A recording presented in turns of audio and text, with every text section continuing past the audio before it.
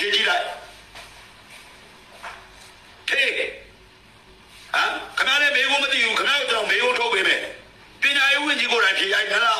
ဒီတလားပဲအခုဒီနေ့ပဲ24 23လေးခဏ24ရောက်ပြီ16ရက်နေ့ဖြေရမှာ4လပိုင်း16ထား5လပိုင်း16 6လပိုင်း16 3လ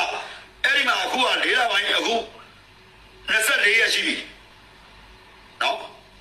5လပိုင်း24 6လပိုင်း24တလားဝဲတော့ပဲချိန်ရှိတယ်ပညာရေးဝန်ကြီးခမားကိုယ်တိုင်ထုတ်တဲ့မေကိုခမားဖြေနိုင်လားကျွန်တော်မေးကြည့်မယ်ဒီကလေး6000ကျော်အတွက်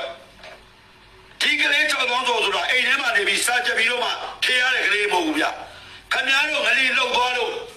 စကိုင်းတိုင်းမန္တလေးတိုင်းနေပြည်တော်ဥမာတခုဒီပတ်ဝန်းကျင်တော့လှုပ်သွားတဲ့ဖြေတဲ့ဒီမန္တလေးတိုင်းစာစစ်စာထဲမှာရှိတက္ကသိုလ်ထဲမှာရှိရအောင်နော်လှုပ်သွားတဲ့ပြဿနာသဘာဝဘေးရနေကိုခမားတလားခွဲတော့2လလောက်နဲ့စာချက်ပြီးပြန်ဖြေခိုင်းမယ်ဆိုတာဘယ်လိုသဘောမျိုးနဲ့ကျွန်တော်ဆုံးဖြတ်တာလဲလို့ကျွန်တော်တစ်ချက်တော့ပြောကြည့်တယ်မှာခင်ဗျားကိုယ်တိုင်အဲ့တလားခွနဲ့ချက်ပြီးတော့အဲ့ဒီမေးခွန်းကိုဖြေနိုင်တာဟုတ်တယ်နေတာဒါရိုးရိုးချင်းချင်းဒါပြည်သူ3000နဲ့982ယောက်ရှိနေတယ်ခင်ဗျားကိုယ်တိုင်ဖြေနိုင်တာခင်ဗျားတို့တဲ့မေးခွန်းကိုခင်ဗျားကိုရင်ပြချက်ခိုင်းမှာဖြေနိုင်လားခင်ဗျားတို့တိုင်းပြည်ကိုတော့ဘလို့ချွေးညံတော်ဆူရောက်ပြီးတော့ဘလို့ပုံစံမျိုးနဲ့လုံးနေမှလည်းမသိဘူးကလေးတွေဘက်ကကျတော့ခင်ဗျားတို့ကိုချင်းမစားတော့ဘူးလားဒီကလေးတွေဘလို့ဖြေပါလဲအခု9ဘာသာ6ဘာသာမှန်းလာတယ်ဥမာကလေးတွေတော့မဖြေတော့ဘူးတဲ့မဖြေချင်တော့ဘူးတဲ့ကဲ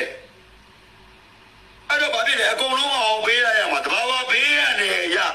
အကုန်လုံးအောင်ပေးရမှာကျွန်တော်တို့မပြောလို့ဘူးပေးလိုက်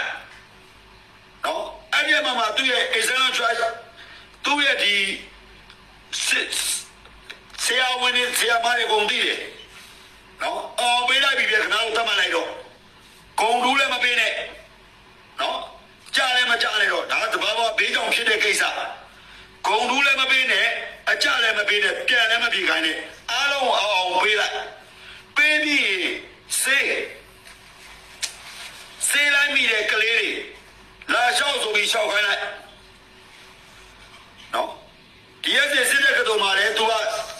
ဘိုးလောင်းပြေမယ်ဆိုရင် तू သွားပြေလိုက်မယ်နော်သူ့ရဲ့ရေချင်းထဲမှာစစ်ပြီးတော့ပြေလိုက်မယ်နော်စစ်စေးပြေမယ်ဟုတ်လား